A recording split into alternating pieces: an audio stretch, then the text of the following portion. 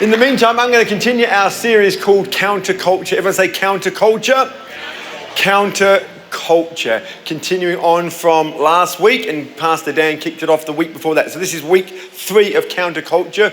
And the message I started last week, I started with this thought, which is as true today as it was last week, and that is this, that none of us are born with a culture, we are born into a culture. Your thoughts, your feelings, your prejudice, all those things come from the environment that you grew up in and from. You didn't come out of the womb feeling those things. It's an environment that caused you to think, feel and act a certain way. I mentioned that we're part of an English culture. My mum and dad immigrated from the UK, and so there we were growing up in Para Hills, which was affectionately known as Pommy Hills, because that's where all the original boat people came and rested. From England, they just settled in Para Hills, and I was one of those kids that grew up in Para Hills, and although we were in Australia, we grew up in a very English culture. And so I like Yorkshire pudding, I like roast beef, I like drinking cups of tea in a cup, not a mug, just the way I was raised. If I was born in another culture, it would be different. But I am grateful today, with Australia being out of the World Cup, that I have English culture to draw from. And so all I can say is, when it comes to the World Cup, come on England! It's coming home. That's all I'm saying. I predict an England-Brazil grand final, of which England win 2-1. I'm just saying. There we go. Okay, so anyway, that's just English culture coming out. But it's true. We were not born with a culture. We were born into a culture, and it affects the way we think, feel, and act. When we are born again, we were born again into a new culture, a kingdom culture. It's God's way of doing things. Up until that moment, we lived a life doing things the way we wanted to do them. When we gave our lives to Christ, we are part of a new kingdom and a new culture, and it has new rules. It has a new way of doing things. It has a new way of living. And that's where the clash is. The clash and the battle that I face, as do you, when it comes to walking out our Christianity, is that there's this old nature, this old man, this old culture that wants to keep rising its ugly head. How many know what I'm talking about? Yeah. I wish the old was just put to death and never had to be thought about again. But no, we have to put to death the old way of thinking every day of our lives. And that's why we need the power of the Holy Spirit at work in our lives every day. That's why for me, reading the Bible is imperative, that we do it every day to make sure that that old way of thinking, that old man, that old culture doesn't rise its ugly head and have its way. That's the battle. So if you're struggling with your Christian walk, welcome to the club. But there is hope, and that's what this series is all about. Are you with me today? And so we've been looking at the book of Peter and using Peter as our text to talk about this counterculture. And today I want to talk about a counter call in an age of compromise. A counter call in an age of compromise. I say that because when you read the book of Peter, you'll see the word call, called, or calling over and over and over again. It just appears over and over and over again. And the word call or called or calling talks about being set apart. It talks about being separate. It talks about being set apart for a specific role, which is a good thing because it helps explain who we are and explain what we've been called to do. It also encourages us and it empowers us. And I want to highlight 3 types of calling and major on the last one this morning. And the first calling is simply this: it's an eternal call to Christ. Peter was talking about an eternal calling to Christ. And it's every believer is called to a holy call. Christianity is not just giving your life to Jesus, it's actually living for him.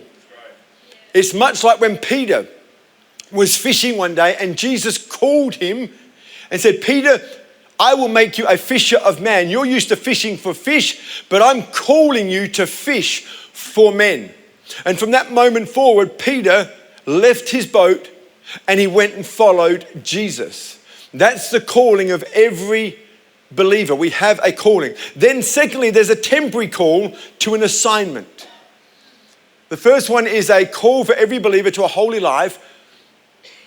The second one is a temporary assignment, something you're asked to do for a period of time. You may find this funny, but when I was in grade 7, I put my hand up to be a traffic monitor. And I got the job. And I got the whistle. There were 2 jobs you could do. You could be the lollipop person who holds a stop sign, or you can be the one with the whistle. The one with the whistle had the control. And so I wanted the whistle, so I got my job with the whistle. And it was my temporary assignment while I was in year 7 to make sure there was no accidents on my watch.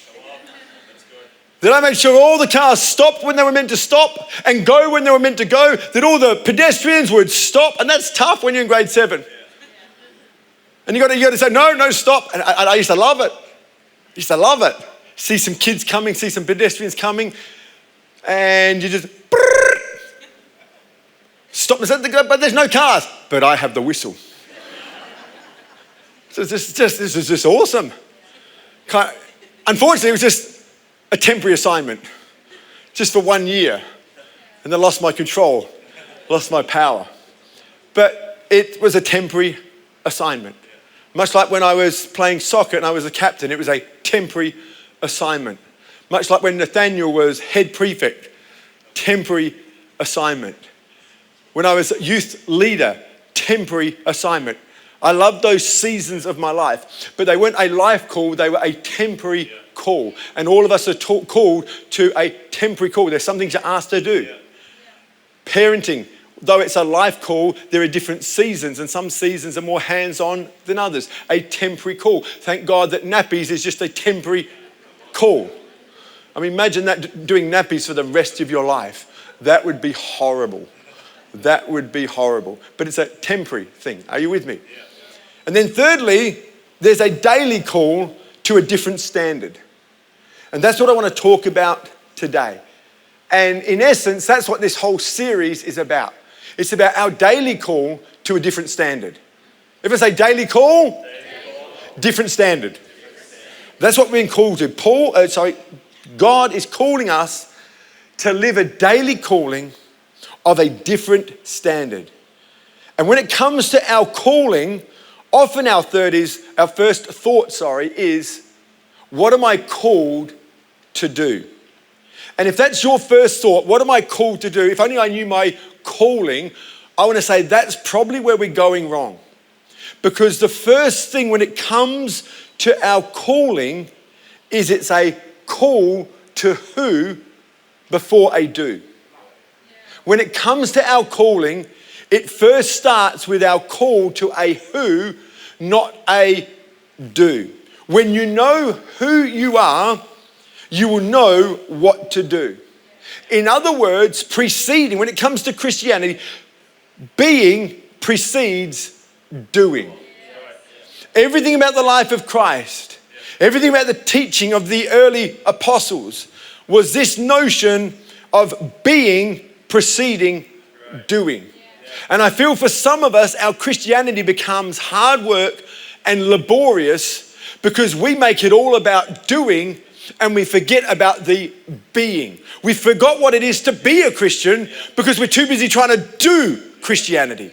And when you forget to be a Christian and you try to live as a Christian, it's not only hard work and tiring, it's impossible to live by that holy standard. Are you with me today? Yeah. And unfortunately, we tend to forget who we are. A few years ago at the cricket, I'll never forget, this fight broke out 2 rows in front of us. And I wish I could tell you that I was the man of God that stood up and separated them and taught common sense into the equation. But like the early church, and like we all do from time to time, I just forgot who I was. And I just got caught up in the moment. And everyone was cheering and shouting, and I found myself going, yeah, fight, fight, fight, fight, hit him.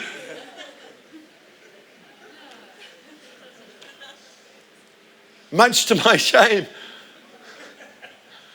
But there I was, and as I'm doing hit, and I'm thinking, I just forgot. Who am I? I'm a Christian. I'm a pastor. I'm a dad.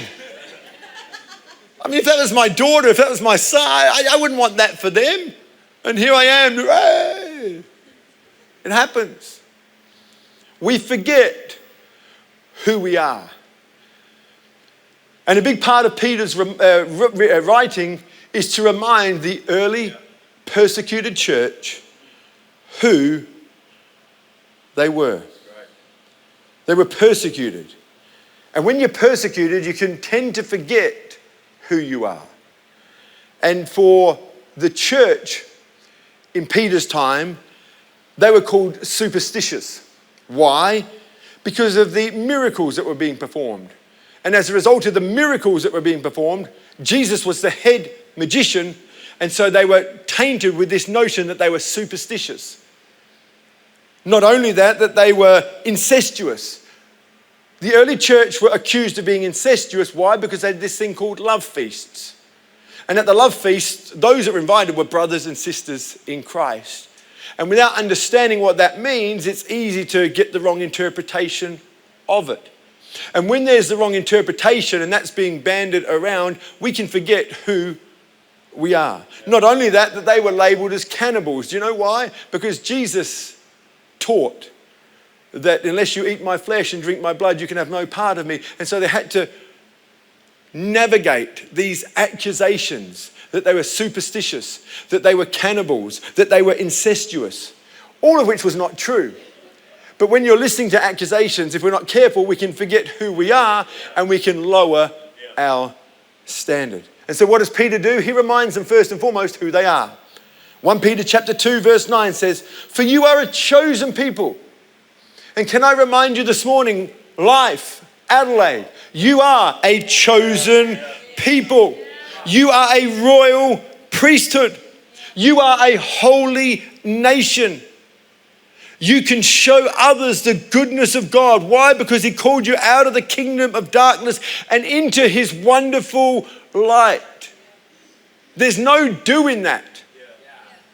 It's just reminding the persecuted church who they are. And this morning, I want you to leave this place knowing who you are. It's a who before it's a do.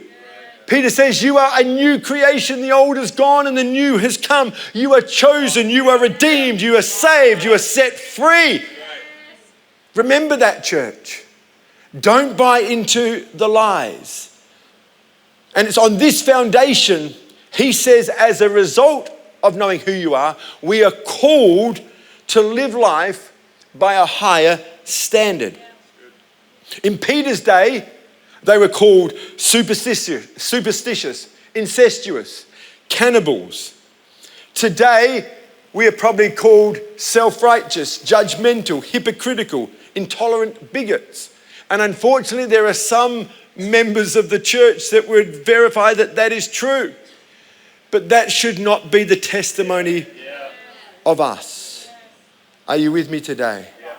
We are called to show them what we believe by how we behave. So calling starts with knowing who we are. And then as a result, we are called to show them what we believe by how we behave.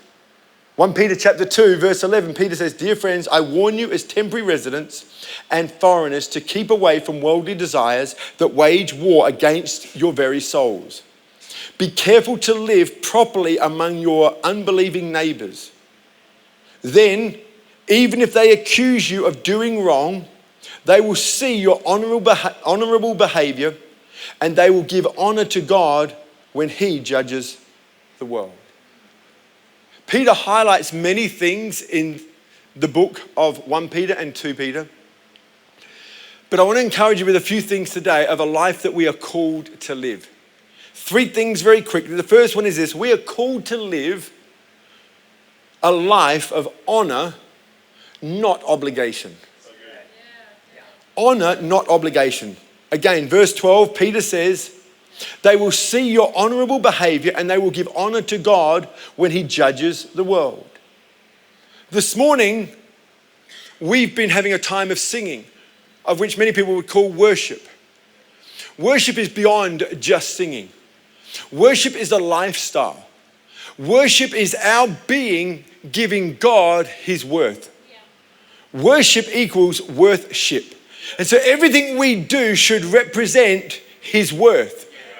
Whether we're at the dinner table, whether we're at church, whether we're at work, whether we're in the shopping mall, whether it's school or university, we should bring in the worth of God into that environment. That's what Paul is saying. It's about honor, not obligation. And honor is never dependent on our feelings. It's never dependent on our finances. It's never dependent on our family. And it's never dependent upon our friendships. Too many people use these as excuses as to why they can't give God honor. Honor is something beyond dependent on these things. Some of the hindrances to honor is that we are too busy. The number one reason people can't come to church is because they're too busy. But is it really honoring God that we are just too busy to actually spend a moment of the week to take time to say, we worship you. We put you first. You have first place in our lives. Another hindrance is that we're too greedy, that we have no money to tithe, we have no money to be generous. Again, is that really honoring? I say this pretty much most weeks when it comes to our tithing, when it comes to our giving. Really the first and foremost reason we give is not to receive money, it's actually to honor God. We realize everything we have comes from him. And this is an opportunity to remind ourselves that it's God first. The money we have, we would not be able to give if it was not for God giving it to us in the first place. The air we breathe, the mind we have, the bodies we have, all the skills that we've been able to acquire. Yes, we may have done the hard work. Yes, we may have done the study. Yes, we may have done the preparation, but all of that was possible because of God. And so when it comes to giving, it's not about money. It's not a money thing. It's an honor thing. When it comes to church, it's an honor thing. It's not an obligation. And if it's becoming an obligation, that's where we need to make the shift again. For others, it's just we're too selfish to care for and to help others. Our attendance, our generosity affects others. And when we understand what Peter is saying, it's about honor. And I trust there'll be a shift from obligation to honor in this time. What is honor? Honor is an attitude. It's an attitude of appreciation. It's an attitude that says, wow, I get to give. I get to worship. I get to serve. Not I have to. But I actually get to, and as a result, I want to. I'm a royal priesthood, a chosen people, a people belonging to God. And as a result, I want to honor him. And so when it comes to Christmas time and this silly season, and it comes to our giving, let's not see our giving suffer because of greed, because of need, because of all those other things. But let's honor God first. If our bills are too high, if our home's mortgages, it could suggest that maybe we bought into something that we actually couldn't afford in the first place. I believe when it comes to budgeting, we should always put God first. We honor him first, and then we set a budget accordingly. Why? Because anything less would be to not honor him. Are you with me? Yeah. See, honor is about appreciation. Obligation is about expectation. Oh, I have to. It's expected of me. And that's not good motivation because it doesn't last. And so when it comes to church, tithing, serving, let's shift our attitude from one of obligation to honor. Are you with me? Yeah. We're talking about a counterculture. This is not stuff you're going to hear everywhere. But it is something you're going to see in the Bible over and over and over again. Secondly, we're called to live a life of freedom, not independence. Freedom, not independence. 1 Peter chapter 2, verse 15 says, "For it is God's will that by doing good you should silence the ignorant talk of foolish people. Live as free people," here it is, "but do not use your freedom as a cover-up for evil, but live as God's slaves." The good news is Jesus has set us free. The bad news is we're not free to do whatever we want. Because there's a difference between freedom and independence. And Christian freedom is not independence. Christianity by nature is an act of surrender. It's us saying, not my will be done, but yours be done. Not my timeline, but your timeline. Not my thoughts, but your thoughts. When I was sitting in hospital in 2016, not understanding why everything was happening to me and to us as a church and as a family, these are the thoughts I had. Why? But it was about shifting my thoughts to his thoughts. And my thoughts are not God's thoughts. My ways are not God's ways. My time is not God's time. And I found peace, although I've got no answers to any of those questions, because I shifted it from being about my thoughts to his thoughts. Because it shifted from being about my timeline to his timeline. Because it shifted about my way to his way. We're not always going to get the answers we want in this life, so we've got to shift our thinking. Freedom is not independence. Your will be done, your kingdom come. Which is the opposite of, I don't have to go to church. It's the opposite of, I don't have to give. People say, I can be a Christian and not go to church. I'm thinking, it just defeats the purpose of Christianity. Jesus died for the church. Jesus went to great lengths so that we could have this environment. Jesus went to great lengths so that we could be in this space and this place. Christianity is not about my will being done, it's about his will being done. One of the signs of Christian maturity is unity. What God is wanting for us is unity. One of the signs that we as a church are on the right track is by seeing that we become more and more unified. Would that be fair to say? That being true, unity to happen requires a loss of independence. For any relationship to work, it requires the loss of independence from both parties. I think about a young couple getting married. Think of Macca and Taylor. For that to work, they've both got to die to themselves. If you want to get married and have a healthy marriage and you want unity in the marriage, it's about surrendering your will to the other person's will. I'll say it again. For any relationship to work, it requires the loss of independence from both parties. Both parties must be willing to say, you first. I will adjust for you. I will give up my freedom for you. I will sacrifice for you. You don't hear this in secular counseling when it comes to marriage. You hear, you deserve, it's your right. But Christianity is a counterculture. You want it to work, you got to surrender. If only one party is willing to give up their freedom, it leads to exploitation. And that's what I love about Jesus, is that he will never exploit you. He'll never exploit us. The reason I know that is because Jesus gave up his freedom first. Jesus is asking us to give up our freedom, but he gave up his freedom first. He walked on this planet for some 33 years. Most of the time he was misunderstood.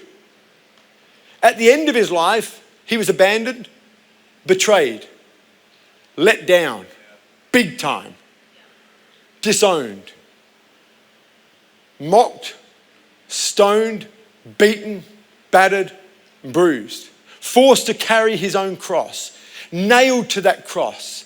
And there he hung, and people threw insults at him. And the Bible indicates that he could have called legions of angels to come and rescue him and justify his cause. But he operates in a counterculture and he says, forgive them. They don't know what they're doing. This is the life that God is calling us to live. It's not one of independence, but it is one of freedom. And for us to walk in freedom, it means giving up our freedom. And we see Jesus doing that first, and he asks us to do the same for others. Giving up our freedom is where we find true freedom. You know, I make a joke about this in marriage, but for most guys, it seems to be a battle, and it's what I call the battle of the toilet seat. And it's one you'll see in young married couples. And the guy wants the toilet seat up, the woman wants the toilet seat down. But if the guy would just understand, freedom is just putting the toilet seat down. The payoff, the reward, the freedom you'll experience through putting the seat down. Otherwise, you'll be fighting for the rest of your life. And when we fight God on things like the toilet seat, we won't have the peace, we won't have the joy, we won't feel like we're in freedom. But when you surrender, you actually get freedom because you're not fighting him. You're not fighting his ways. And so when I was in hospital in 2016, when I just surrendered, I don't know, and I probably never will know, I got freedom. I got no answers, but I got freedom. Because that's where freedom is found. It's found in surrender. It's found in giving up your rights and your independence. And just saying, yes, your will be done. The reason we've called this series Counterculture is because this is not taught in too many other places other than the church. And thirdly, we're talking about a life that we're called to live by. And the third one is simply this: we're called to live a life of winning, not losing. I love this. Winning, not losing. 1 Peter chapter 3 verse 9 says, do not repay evil for evil. Don't retaliate with insults when people insult you. Instead, pay them back with a blessing. That is what God has called you to do, and he will grant you his blessing. Peter's advice when you're insulted is a few things, but the first thing we need to point out is he says, when you're insulted, not if. He didn't say, hey, if you follow me and do the right things, you won't be insulted. He said, well, no, that's not going to happen. You can't avoid insults. You can't avoid being misunderstood.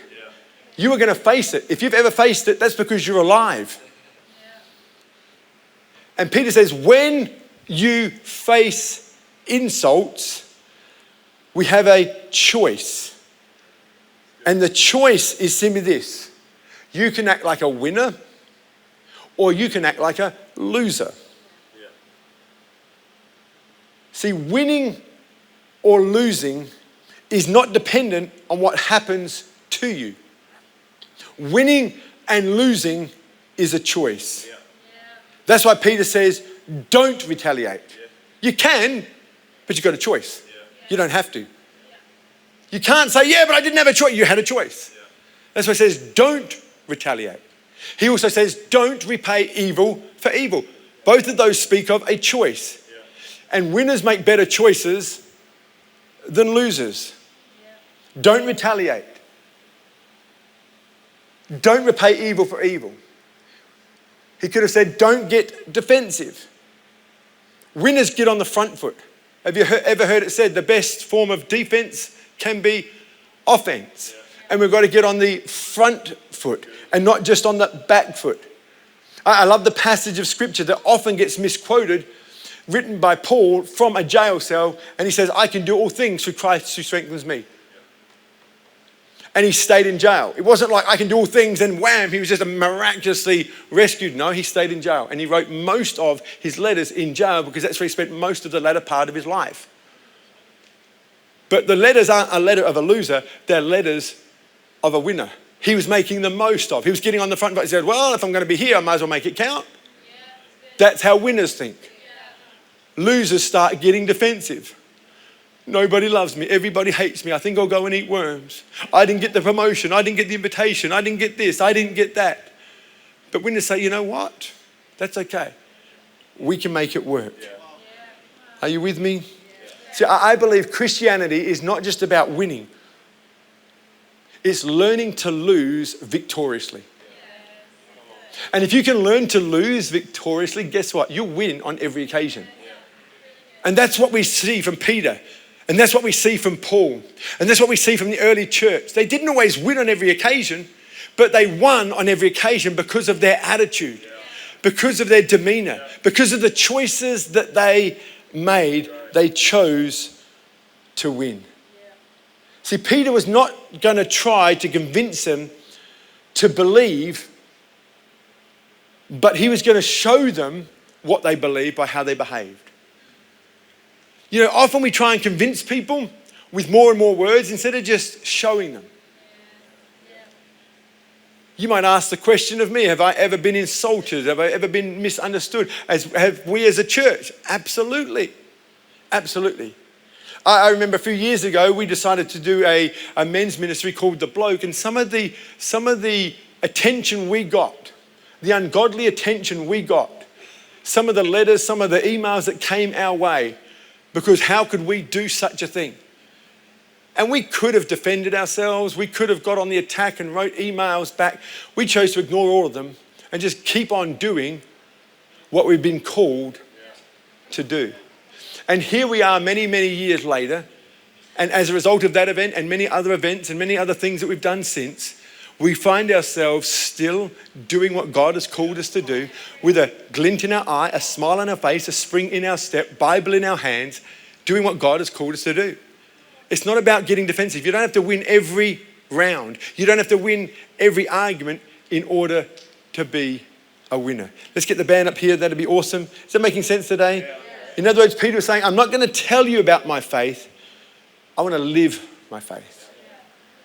The last thing we want to do is just win an argument, but just display the same characters and the same characteristics, of those that we're trying to win the argument with. So let's be generous, let's be righteous, let's be loving. We are here to make a difference in the world. Peter reminds us that suffering is a part of following Jesus. And the reason we know that is because the founder of our faith, Jesus Christ himself, suffered. In 1 Peter chapter 2, verse 22, says, Jesus never sinned, nor ever deceived anyone. He did not retaliate when he was insulted, nor threaten revenge when he suffered. He left his case in the hands of God, who always judges fairly.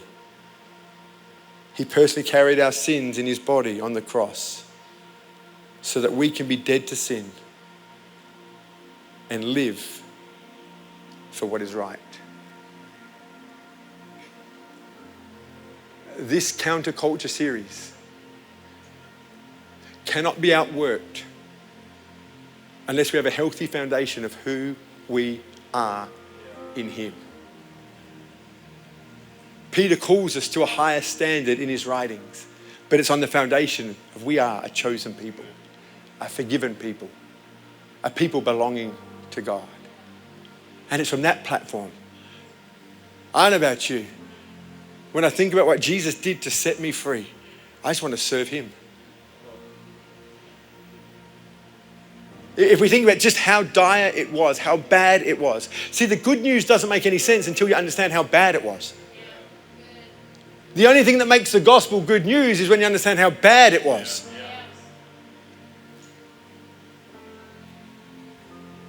And because of Jesus, we get hope, we get life, we get eternity.